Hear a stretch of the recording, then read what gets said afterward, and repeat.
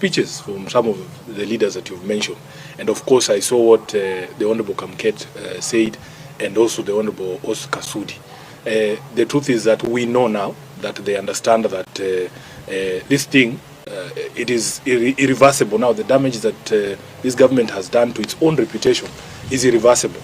They know that there is very little that can be done between now and 2027 to reverse the fortunes of this regime.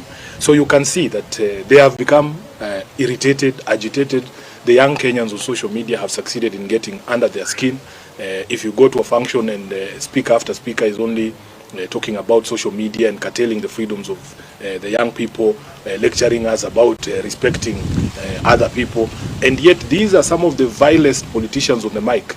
They themselves cannot show you the respect that they want other people to show them. So for me, it is the clearest indication, and I want Kenyans to take confidence in the strength of our constitution to defend itself.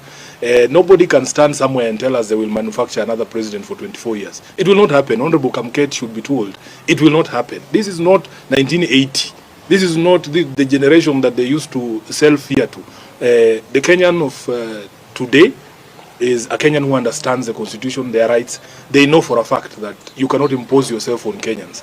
I am telling you, the only way for any elected leader to win re-election is to do the things you promise to do for Kenyans, is to make the lives of Kenyans better. Now that they understand that it is going to be impossible for them to deliver on any of the promises that would make Kenyans look at them favorably, they are now openly threatening to violate the constitution and the rights of Kenyans and to try and force themselves upon the people.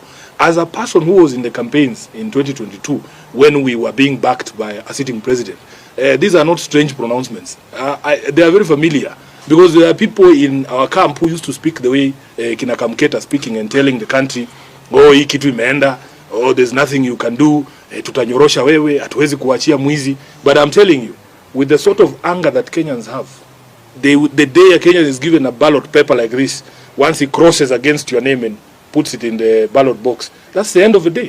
That's the end of everything. So I want to assure Kenyans that this chest stamping should not scare anybody. Just come out and express yourself. Speak, because these constitutional freedoms that we enjoy, they were very hard fought. They were fought for by blood and sweat.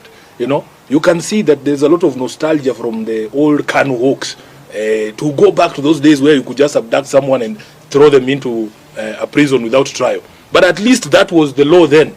It was legal. There was a law that backed that detention without trial. But that law does not exist anymore. The constitution now requires that if you arrest somebody, you have to produce them to court within 24 hours and charge them.